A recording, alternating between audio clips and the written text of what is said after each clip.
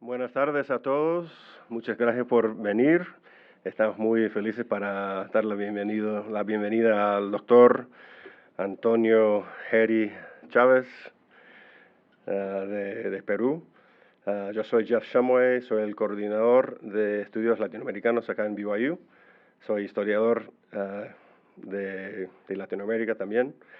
Sí, tenemos una carrera en Latin American Studies, así que si puedes estudiar eso o sacar tu minor en estudios latinoamericanos.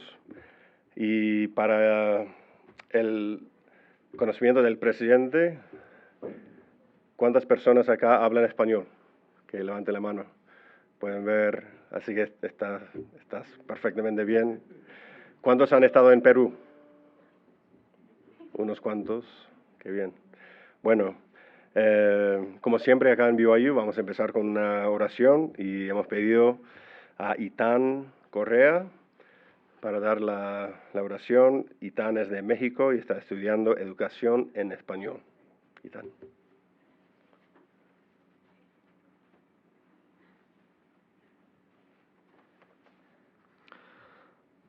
Padre Celestial, te agradecemos por la oportunidad que tenemos de escuchar el doctor. Ayúdanos a que podamos escuchar atentamente y que podamos aplicar estos principios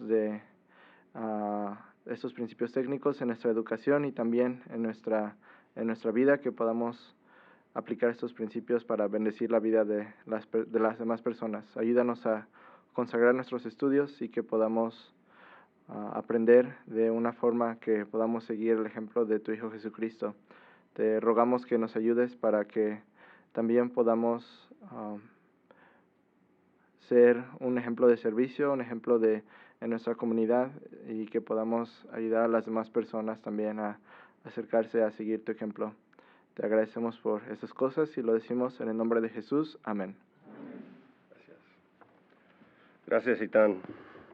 Bueno, es un placer presentar al doctor Antonio Geri Chávez. Él es el presidente, o digo rector, pero acá para entender mejor es presidente de la Universidad Nacional de San Cristóbal de Huamanga en Perú, en la región de Ayacucho. Es doctor en Medio Ambiente y Desarrollo Sostenible por la Universidad Federico Villarreal, magíster de Ciencia en Entomología por la Universidad Nacional Agraria La Molina, bachiller en Ciencias Agrícolas, ingeniero agrónomo por la Universidad Nacional de San Cristóbal de Huamanga, docente principal del área académica de Ecofisiología y Sanidad Vegetal de la Universidad Nacional de San Cristóbal de Huamanga también.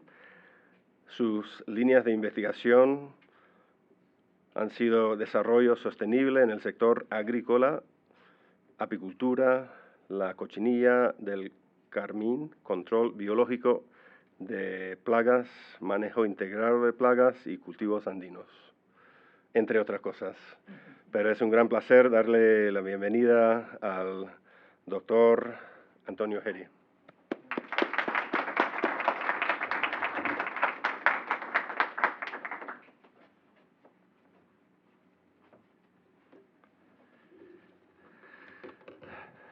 Muy buenas tardes, muchas gracias por asistir a esta charla. Estoy agradecido por brindarme esta oportunidad, esta universidad tan prestigiosa como es Brigham Young, para poder hoy día hablar sobre qué sucedió y qué está sucediendo en una zona llamada Ayacucho, en Perú, y qué está pasando también en una universidad llamada Universidad Nacional de San Cristóbal de Huamanga, en donde un grupo de profesores dio origen a Sendero Luminoso. En ese sentido, mis saludos a Alberto Puertas, a la señora congresista de la República del Perú, Digna Calle, y a Jeffrey, que hoy día me estuvo acompañando en muchos aspectos de conocer varios temas de la universidad. Como indiqué, la universidad ya tiene muchos años de haber sido creada, tiene desde 1677, ya tiene 347 años de fundación. Y fue fundada por una disposición por el Papa de entonces, Pío XI, y también por una decisión del rey de España. Por eso tiene ese cliché de real, pontificia y nacional, porque después de la guerra con Chile se cierra la universidad por 80 años. Una decisión política porque no había suficiente dinero en el Estado para seguir manteniendo dos universidades que en ese entonces eran las más importantes, San Marcos y San Cristóbal de Huamanga. Y se reabre en 1969 y se le pone el nombre de Nacional porque ya pasa a ser una universidad pública regentada por el gobierno. Y cómo es que entonces, habiendo nacido de ese modo y teniendo esos valores cristianos, fue la que creó en gran parte a Sendero Luminoso. Y eso tiene que ver mucho con los pensamientos y las ideologías que a veces se logran desarrollar dentro de un contexto muy especial. ¿Dónde está Ayacucho, que es el lugar donde se ubica la universidad? Está en Perú,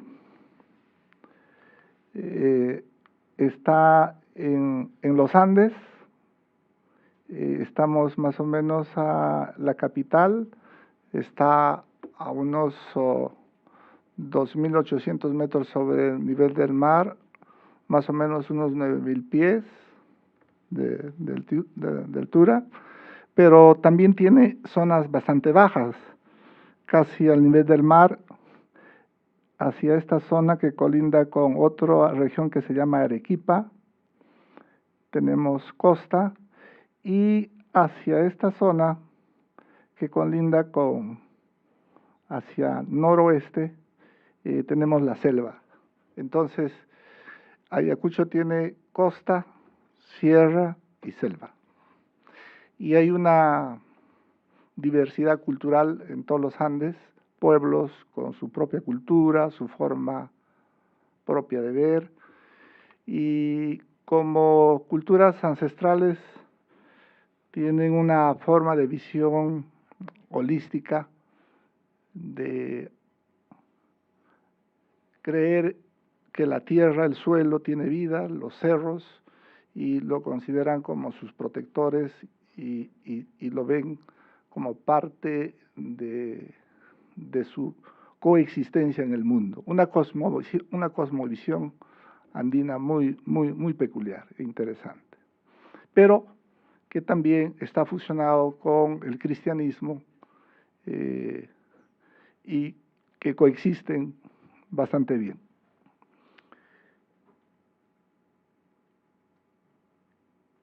En las comunidades que conforman a Ayacucho, tenemos todavía hasta el momento algunos indicadores que preocupan en cuanto a su desarrollo.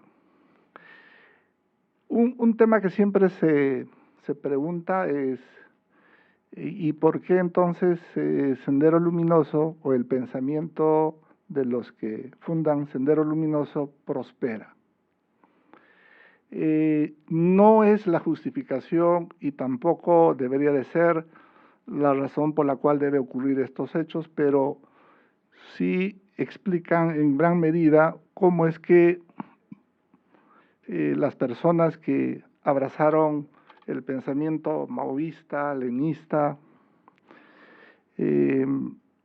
justificaban el buscar hacer un cambio en forma violenta, autoritaria, porque ellos consideran que ya la democracia había fracasado y que la clase que dirigía el país no solucionaba los problemas. En ese sentido, uno de los pensamientos que más desarrollaron es: el fin justifica los medios, se puede destruir para construir uno nuevo mejor.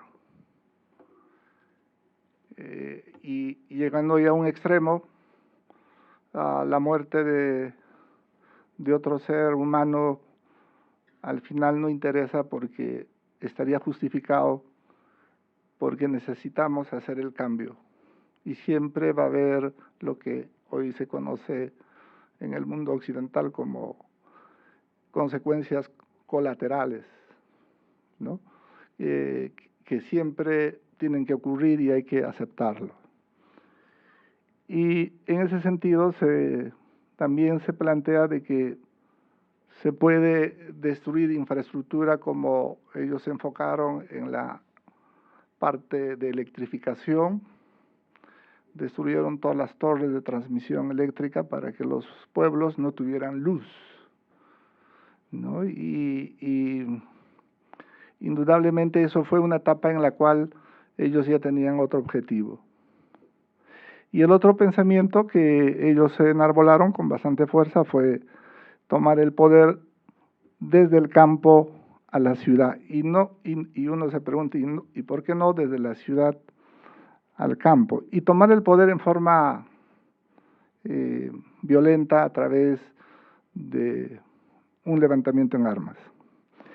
¿Y cuáles eran sus justificaciones? Según el Instituto Nacional de Estadística, en el año 1980, más antes no hay estadísticas fiables porque no se acostumbraba a hacer censos, en el Perú había un 40% de analfabetismo. El 40% de la población del Perú no sabía leer ni escribir. Y eso, para este grupo, decía, es culpa de los que han dirigido este país y hay que sacarlos, y como no se quieren ir, hay que hacerlo violentamente. Otro indicador, según el Instituto de Estudios del Perú, en su boletín número 14, en 1976 había un 53% de la población, vamos a decir, pobre, y un 25% extremadamente pobre. Casi 2/3 de la población no cubría sus necesidades básicas. Y entonces esa insatisfacción se canalizó para justificar este movimiento. Y decía que no se pensaba en la democracia porque la democracia había fracasado.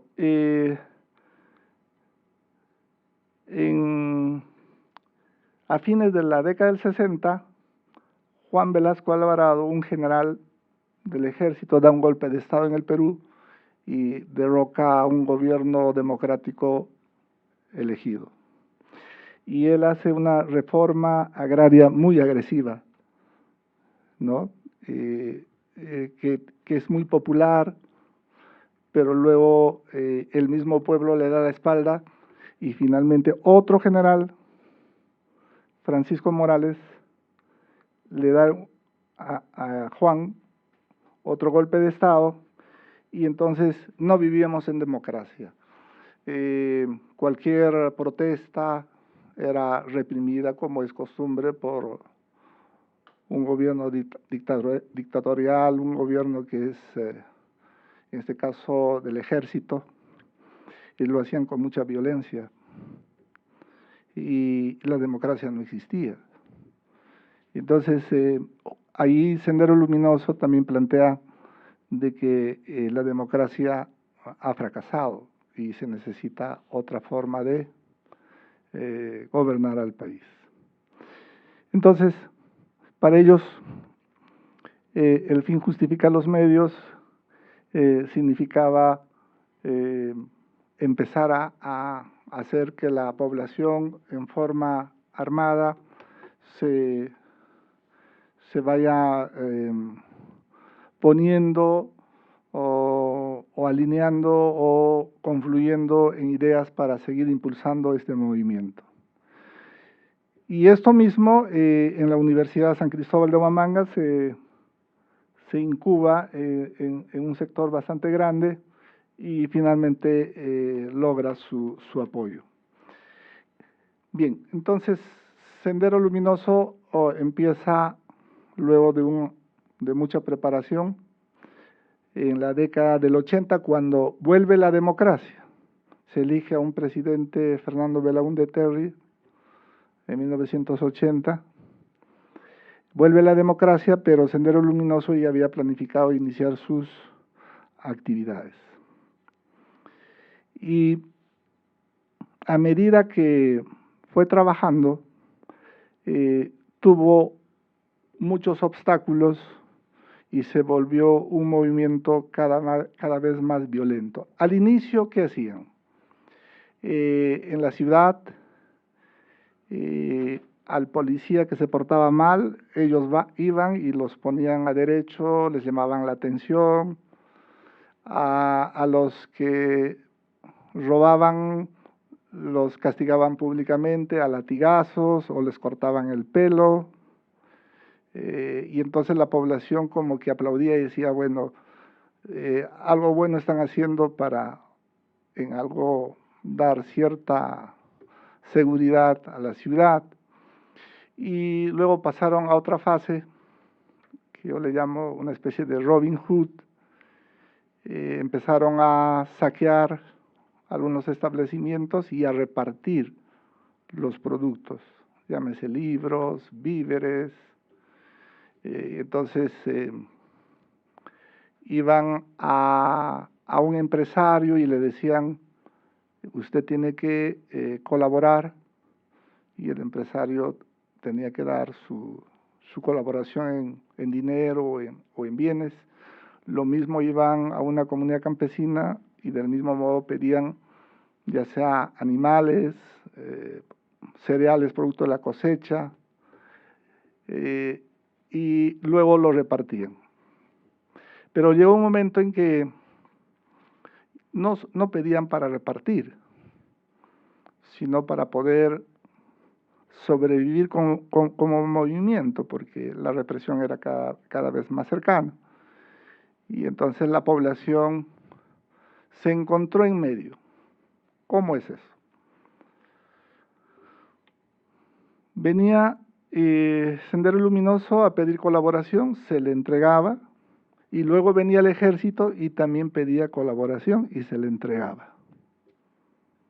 Y la comunidad campesina y los pequeños empresarios decían, y viene uno, viene otro, y para que no nos pase nada tenemos que ir contribuyendo. Y empieza entonces el cuestionamiento a ese ofrecimiento de otorgar bienestar, cambio en la sociedad. Y Sendero Luminoso se vuelve más violento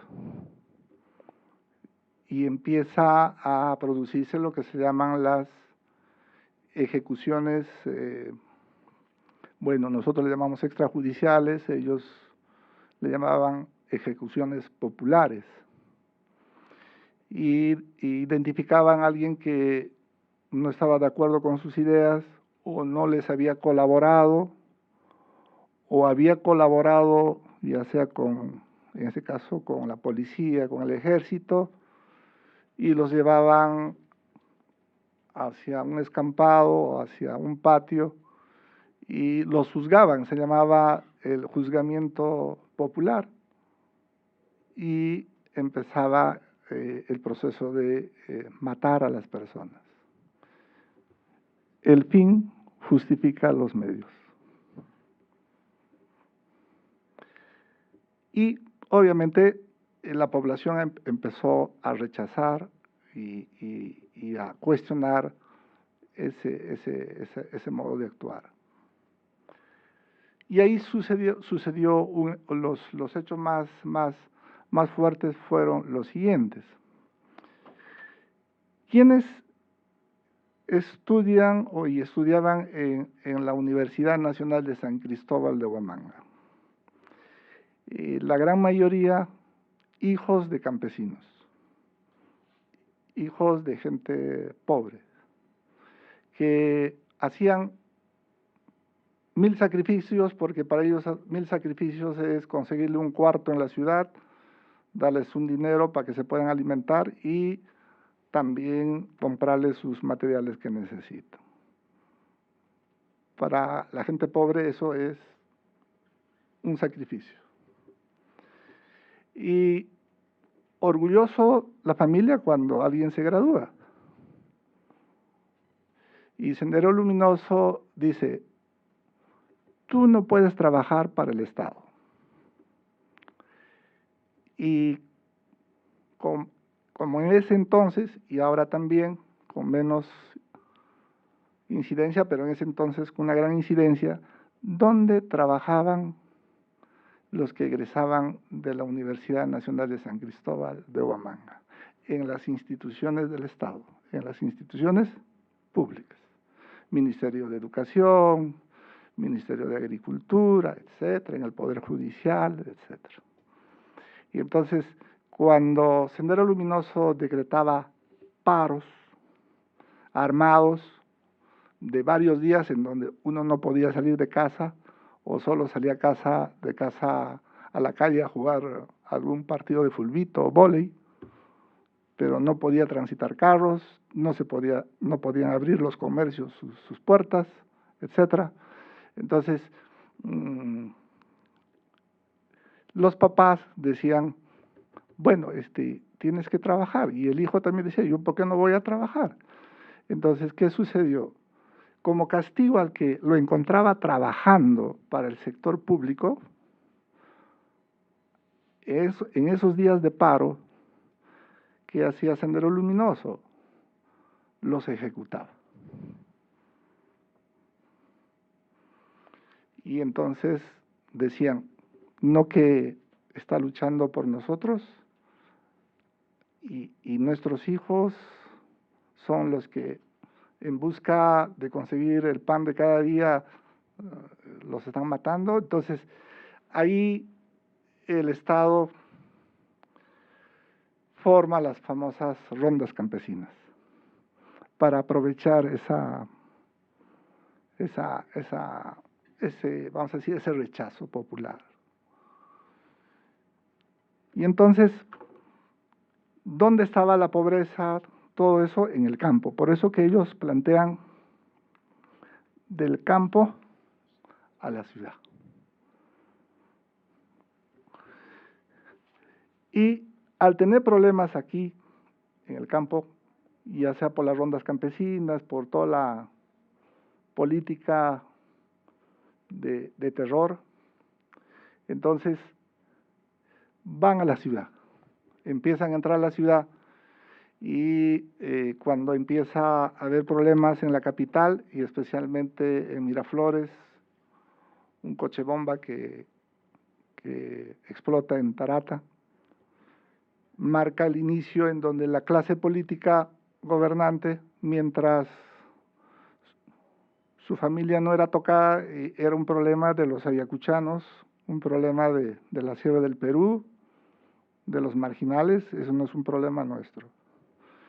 Y empieza a idear un sistema de cómo realmente ya poner fin a este movimiento que había avanzado bastante. Y ese es el inicio del fin de Sendero Luminoso o parte de su declive. ¿Y qué pasaba en la universidad entonces? En nuestra universidad, ¿qué sucedía? En caso de la universidad, siguió funcionando la universidad. Había un general que decía, bueno, acabamos esto muy fácil porque bombardeamos Ayacucho, a la universidad y se acabó el terrorismo en el Perú, que era el otro extremo de la reacción. Pero San Cristóbal siguió funcionando, pero dejó de recibir la ayuda del Estado, los mejores profesores se fueron,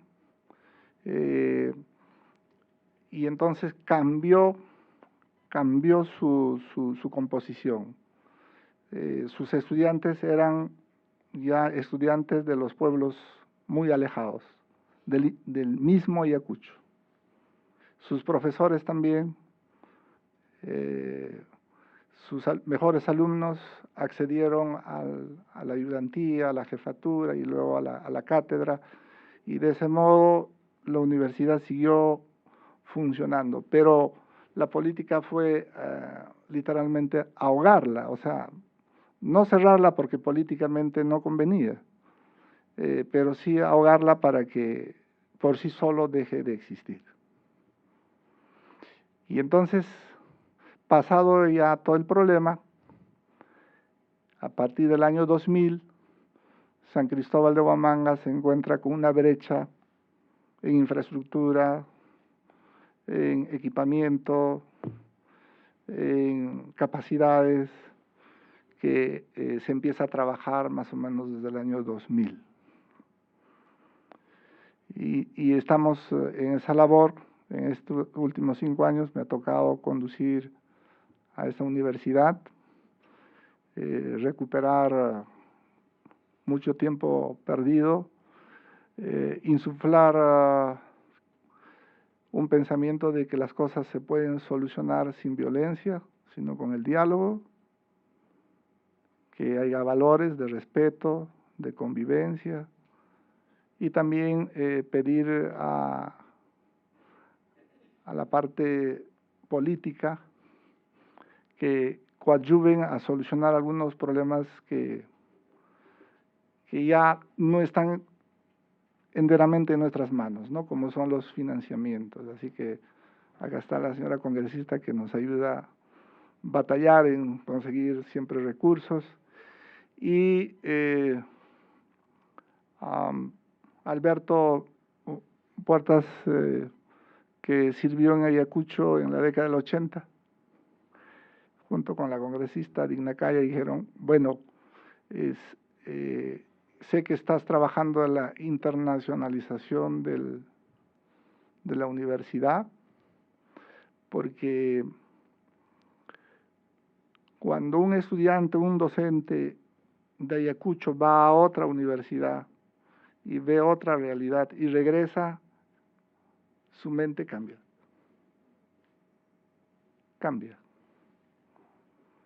Entonces, para nosotros es importantísimo volver a conectarnos como lo teníamos en la década del 70, convenios con Francia, con España, con Inglaterra, con Estados Unidos.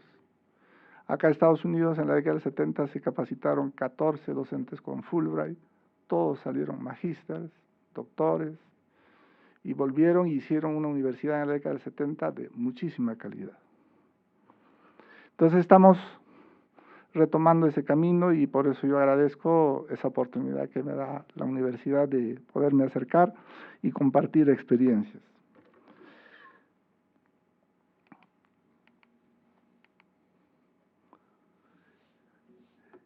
Y esto nos ha traído muchos problemas. Uno de ellos, ha habido una migración y desplazamiento, casi el 30-40% de la población de la universidad y de Ayacucho se han retirado. Ha habido programas de repoblamiento de las comunidades, porque habían comunidades fantasmas. Esa etapa ya prácticamente ha concluido pero hemos tenido problemas de disminución de población.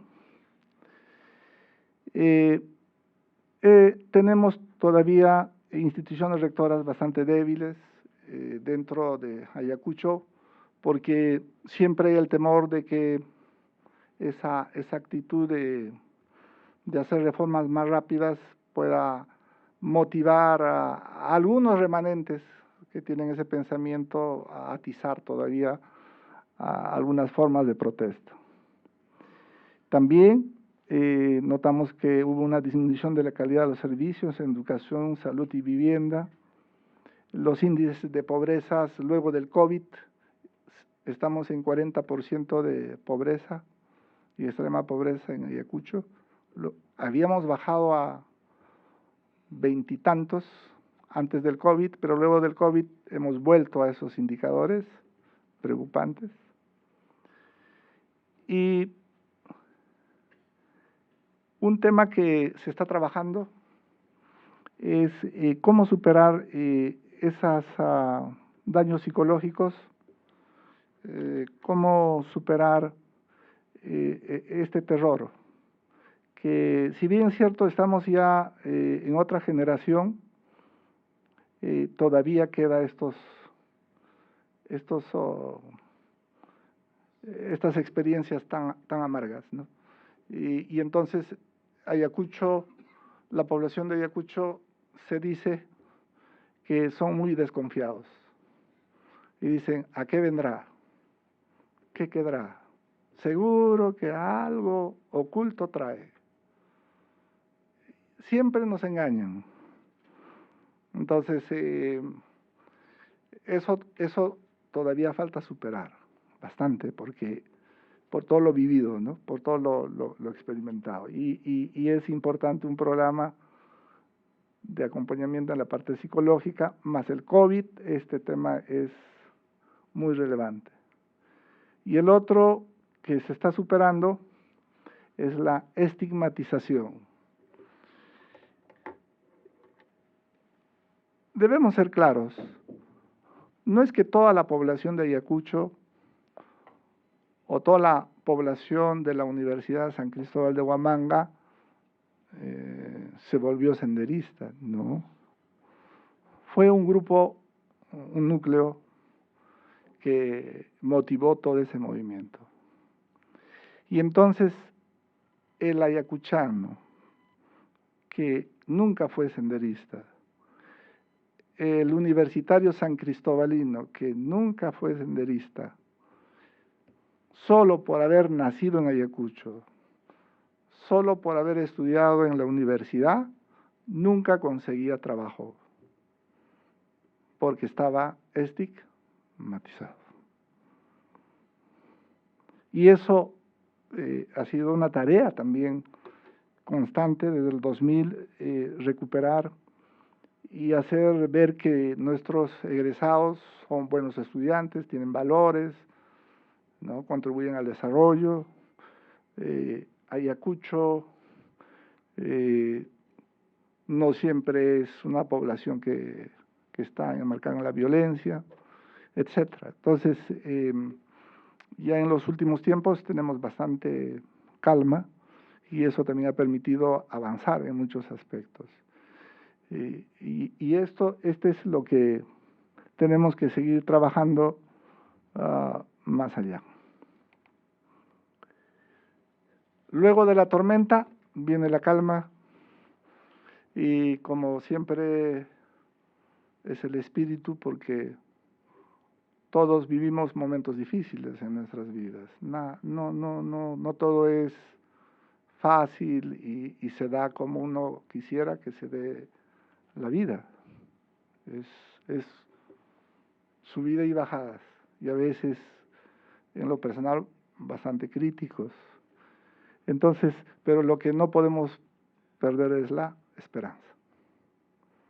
La esperanza es lo que nos mueve a seguir trabajando, porque pensamos que sí se pueden superar estos problemas y seguir construyendo una sociedad más justa sin recurrir a la violencia, al odio, ¿no? sino buscando la colaboración. Entonces, ¿qué se nota? Que hay una nueva generación que ya tiene otro pensamiento, no está inmerso en esas formas. Tenemos motores de desarrollo, así le llamamos en Ayacucho, que antes no existían. Nosotros somos el segundo o tercer productor de quinoa del Perú. ¿Y dónde se produce la quinoa? En esas comunidades campesinas pobres, que notan que ahora sí tienen la posibilidad de tener mejores ingresos porque están comercializando, mejorando, etcétera. También tenemos buena producción de palta y ahora último la papa nativa, las papas de color. Hay un empresario, Carlos Añaños, del grupo AG, que es una multinacional, que la papa nativa la embolsa en un producto que se llama Tiapuy, y ya no se abastecen porque la papa nativa se produce a pequeña escala, orgánicamente, ya no se abastece para la demanda que tiene. Entonces, estamos viendo que hay un nuevo espíritu, ¿no? Sí. La papa nativa va a los restaurantes gourmet, ¿verdad? Sí, correcto, correcto. Bien, luego se está impulsando el turismo, se está trabajando mucho en el tema del diálogo, se está trabajando en revalorar el conocimiento del mundo andino, su cultura. Eso también es un valor muy importante porque ellos sienten que se los quiere, se los aprecia, y el comercio justo es también un tema que se está trabajando. Y nuestra universidad, lo que buscamos es una educación de calidad, con valores y que contribuya a la solución, pero la solución de los problemas de su zona de influencia. Solo así van a aceptar que la universidad, o sigan aceptando que la universidad es el motor de Ayacucho y que les ayuda a solucionar sus problemas. Eso es, en resumen, que he querido expresar. Muchas gracias, y si tienen a bien pasaríamos a la ronda de preguntas. Muy amable.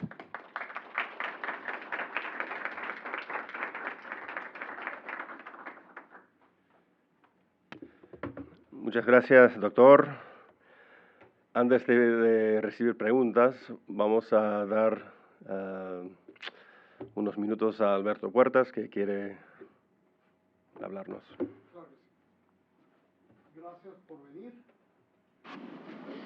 Antonio, el rector, no solamente es un gran hombre, pero es un gran académico, que realmente tenemos aquí a un hombre que ha formulado ya un convenio de la Universidad San Cristóbal de Huamanga con la Universidad de Brigham Young. La Universidad de Brigham Young tiene mucho interés en las zonas andinas de Sudamérica, pero especialmente yo, como amigo, también quiero agradecer al doctor Shamway, que es su último año, ¿verdad?, como director de estudios latinoamericanos. Él sabe más de Perú que yo, que soy peruano. Me siento avergonzado. Me recomienda películas peruanas para ver. Es un gran hombre, es un gran amigo. Quisiera, antes de las preguntas, yo sé que todavía tenemos 10 minutos, si podemos venir al frente, la congresista Kai quiere que nos tomemos fotos con el doctor Harry para que él lleve a Ayacucho y muestre los guapos que son los chicos de BYU.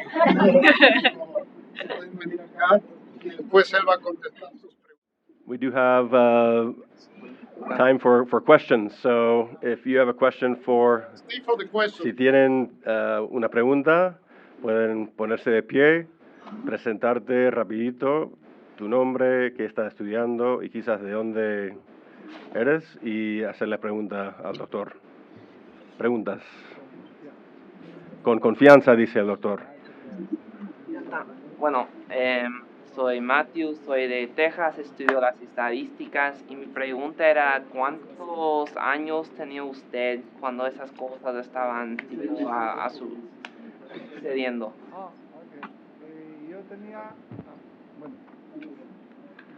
Yo tenía 17 años. Sí, mis padres no tenían posibilidades, así que yo me quedé a estudiar desde el año 82 hasta el 87 en la universidad. Así que mientras sucedía todo, yo estudiaba. Y hay anécdotas de todo tipo, ¿no? Íbamos a dar examen y habían volado una torre, no había luz. Y el profesor decía, tienen que dar examen, pero si no hay luz, entonces a la siguiente nos exigía que llevábamos una vela y poníamos en la carpeta la vela y dábamos el examen, ¿no? Y con vela, entonces, bueno, no, vela. Entonces, anécdotas de ese tipo, ¿no? Etcétera. Y bueno, tuve esa experiencia, como decía alguien, de primera mano y felizmente no hubo mayor consecuencia para mí, para mi familia y por eso estoy aquí, gracias a Dios.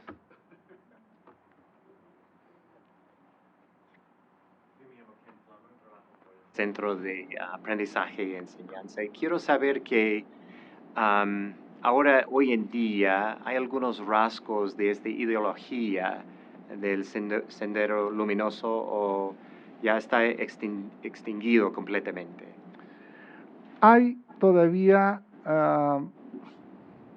un grupo de personas que enarbolan el pensamiento ya no llaman pensamiento de Mao, sino el pensamiento Gonzalo, del que fue el presidente del partido de Sendero Luminoso. Y han buscado una estrategia de participar del sistema democrático formando partidos como el Movadef, pero que no han tenido éxito.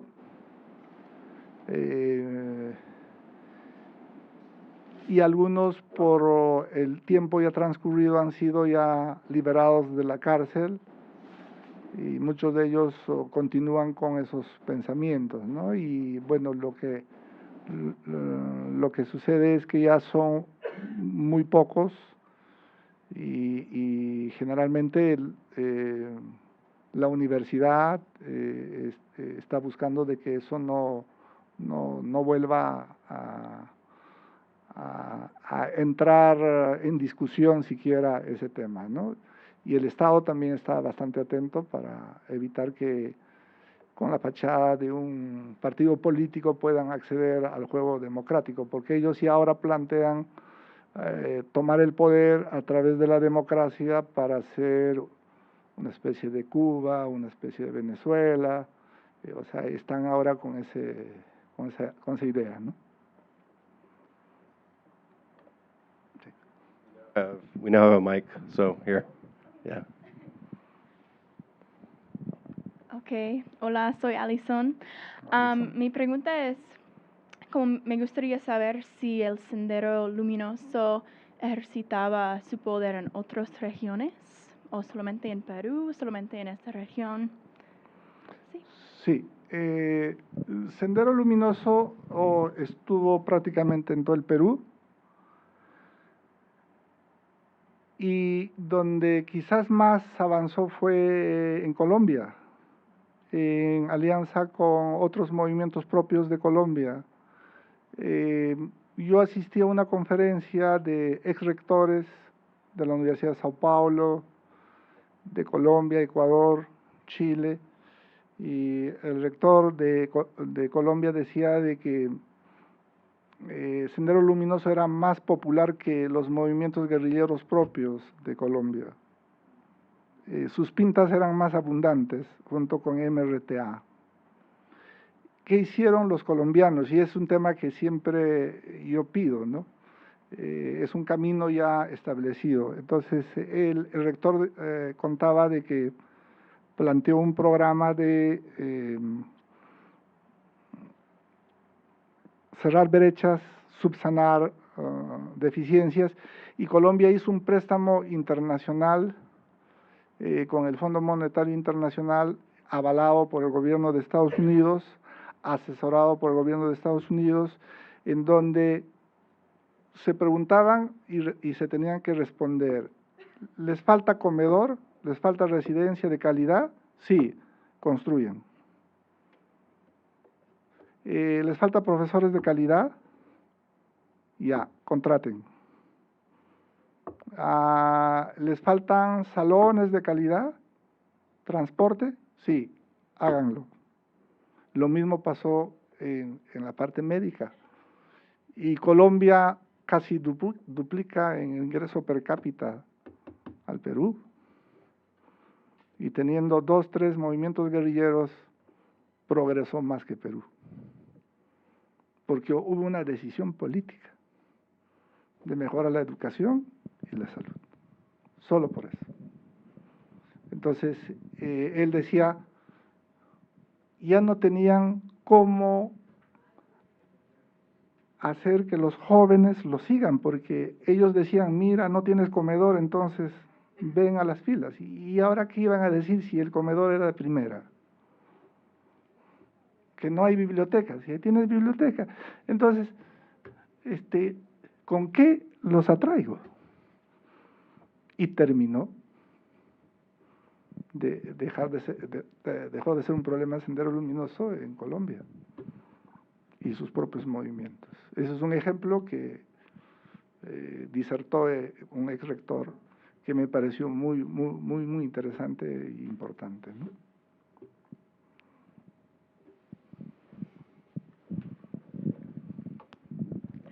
Buenas tardes, mi nombre es Cecilia, yo soy de Lima. Y mi mamá es de Lampa, Parinacochas, de Ayacucho, sí. Qué bueno.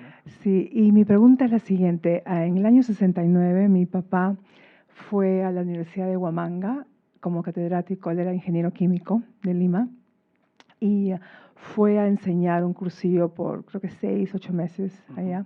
Y la pregunta que tengo es, en la actualidad, en Lima, ¿qué iniciativa hay para seguir apoyando, ¿no?, los problemas que usted ha identificado aquí, sobre todo en nuestro caso que vamos a estar en el Perú en un par de semanas?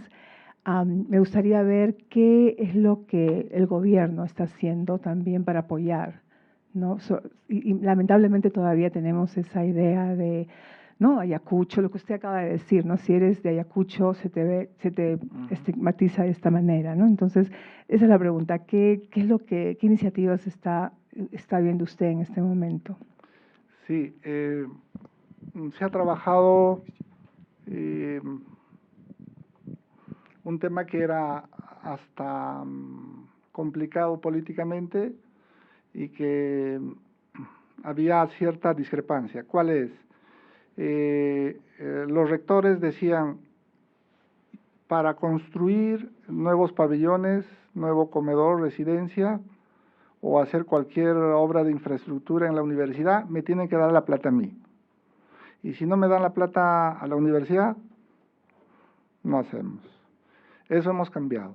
Hemos hecho un convenio con el gobierno regional de Ayacucho, y ellos están construyendo 5 pabellones por valor de 300 millones de soles, que ya están van para el segundo año en su construcción. Es como construir otra universidad. Y luego la presidencia del Consejo de Ministros, que se llama la PCM, que depende del gobierno central, está construyendo 2 torres de 4 pisos y un comedor, residencia y comedor para la universidad, que en abril debe terminar la obra. Es decir, el rector, la universidad no lo construye, lo construyen terceros, bajo un convenio. Terminan de construir y nos lo entregan. Y también evitamos ese tema de la corrupción, de todo ese enmarañado papeleo burocrático, y Y en esa decisión hemos trabajado, y por otro lado estamos aprovechando de un fondo que han liberado, que es regalías gasíferas de FOCAN, que nosotros estamos impulsando también cerrar brechas, ¿no? Sobre todo en la parte académica y de infraestructura. Entonces, sí estamos teniendo ahí apoyo del gobierno, que también hay un pensamiento, dice, ¿para qué tanta plata para Ayacucho? Dicen, ¿no? Pero bueno, ahí queda, pero ahí estamos trabajando. Mi nombre es Alberto Puertas. Doctor, tengo dos preguntas. La primera, usted es experto en agricultura, en agronomía, y antes de venir a su presentación estuve viendo un video de la producción agrícola de Ayacucho. Y tenemos en Perú una fruta que es el superhéroe de las vitaminas y la destrucción de la antiinflamación, que es la lucma. Y me he enterado que la lucma está producida en Ayacucho en grandes números ahora. ¿Eso es cierto? Sí, tenemos una región Huanta, sí, que produce lucma, pero también el norte del Perú está produciendo lucma por Camposol, Trujillo, Piura. Básicamente nosotros como Ayacucho, harina, y en cambio la costa como fruta. Entiendo. ¿No? Y bueno, es una fruta, es un sabor diferente para lo que son postres, helados. Es fabuloso porque es otro sabor, o sea, no existe otro sabor similar. Y es una de los recursos que también está impulsando el desarrollo, ¿no? de Ayacucho y del Perú, porque el Perú está exportando ya lucma también. Sí. Y la segunda pregunta es, doctor Harry, ¿qué impresión se lleva de BYU y de lo que ha visto? Para que sepan, hay 3 miembros de la facultad que van a ir a visitar de diferentes facultades, que van a ir a Ayacucho y trabajar en proyectos con el doctor Harry. Él termina su rectorado en julio, fines de julio. Pero qué legado deja, ¿verdad? Dele un aplauso, por favor, al doctor. Y me parece que la vicepresidenta Renata Forste también desea ir y despedir a este buen hombre y esa es la zona andina de Perú. Yo empecé mi misión ahí.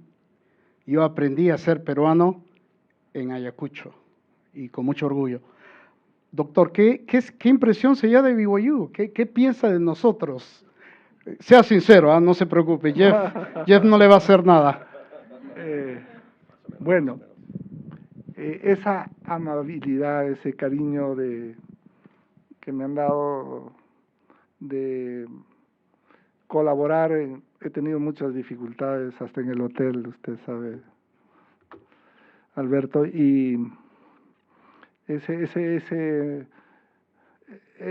ser humano que busca ayudar a otro que no entiende cómo es el funcionamiento en esa universidad, es muy importante, ¿no? Entonces me he sentido bastante acompañado y con mucha amabilidad, y de verdad muchísimas gracias. Y eso tiene que ver con los valores, con el afán de servir a otro, lo que los economistas también llaman el bien común. Yo creo que ese es lo que mueve montañas. Entonces yo me llevo una impresión muy buena de la universidad, por su calidad de infraestructura, de servicios, y cómo han diversificado todos los campos, y sobre todo cómo es que es una universidad cosmopolita, ¿no? Donde pueden venir de diferentes países y más allá de las dificultades que se presenten, están desarrollándose en un entorno adecuado, sin rasgos de estar discriminando o haciendo que el otro se sienta mal, ¿no? Entonces, sí, yo creo que eso es una cosa muy importante. Y lo otro es, como siempre digo, ¿no?, que si alguien nos dice, señores de San Cristóbal de Huamanga, señor rector, población de Ayacucho, no están solos, y nos extienden la mano, los vamos a ayudar, para nosotros es suficiente para seguir trabajando. Así que muchas gracias.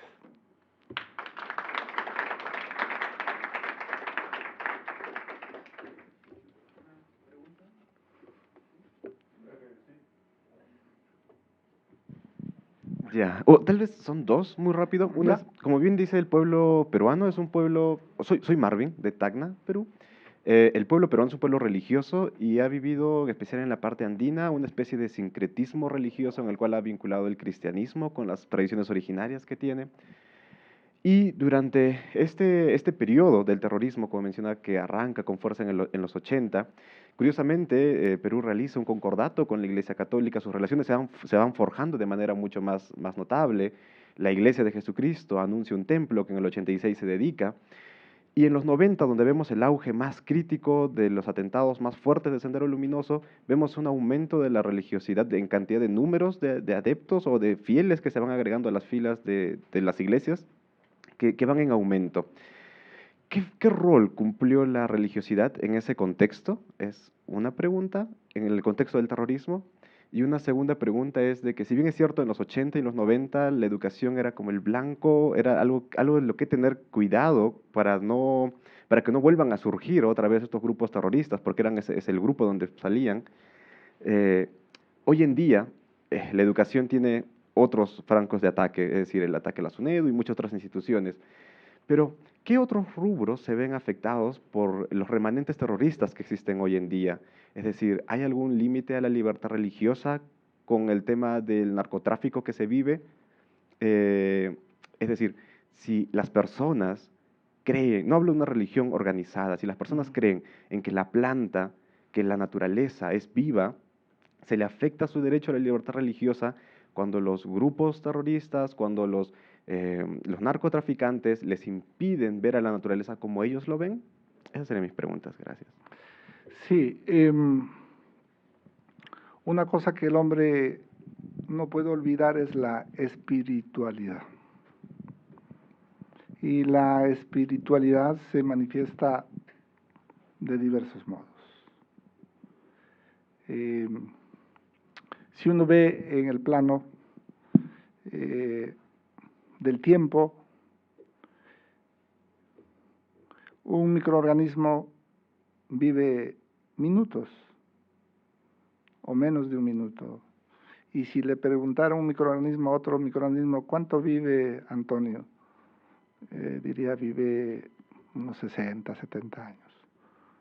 Entonces el microorganismo diría, eso es, no puedo imaginar cuánto es. Entonces el tiempo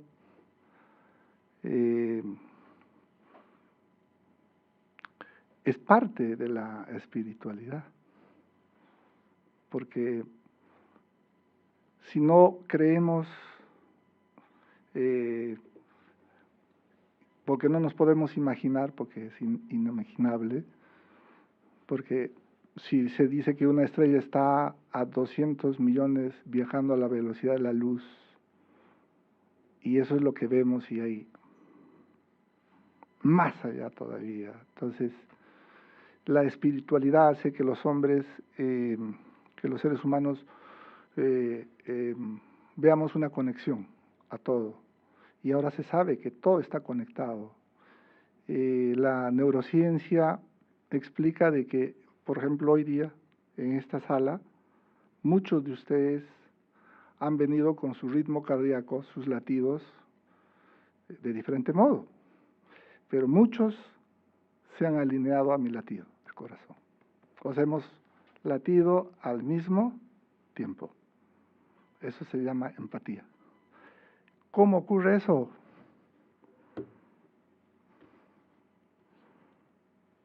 ¿Cuál es la explicación? Y yo creo que nunca va a desaparecer la espiritualidad, desde mi punto de vista.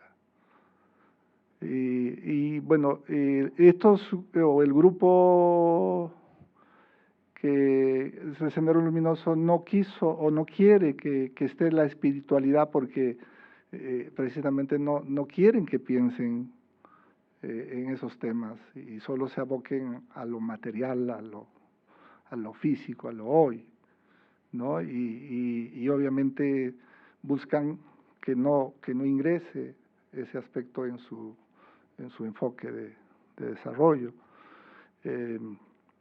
Y quizás también eso fue una respuesta, ¿no? O sea, él nos quiere quitar lo que nosotros sentimos con más ganas, como una psicología inversa. Vamos a buscar la espiritualidad. Entonces, yo creo que el creer en Dios, en Jesús, es casi universal, ¿no? En todas las religiones, que pueden cambiar de nombre, denominación, etcétera, pero estamos enfocados en eso. Entonces, yo creo que el ateísmo, el comunismo que pregona eso, Sendero Luminoso que pregona eso, es un tema que no le auguro éxitos, ¿no? Eso no creo que pueda suceder, salvo que sea a la fuerza. Y ya vemos que en los países donde se prohibió la religiosidad, actualmente han vuelto con mayor fuerza porque es inevitable. Gracias. Gracias. Bueno, vamos a dar un aplauso para el doctor. Muchas gracias por venir y que vuelva pronto. Bueno, ojalá.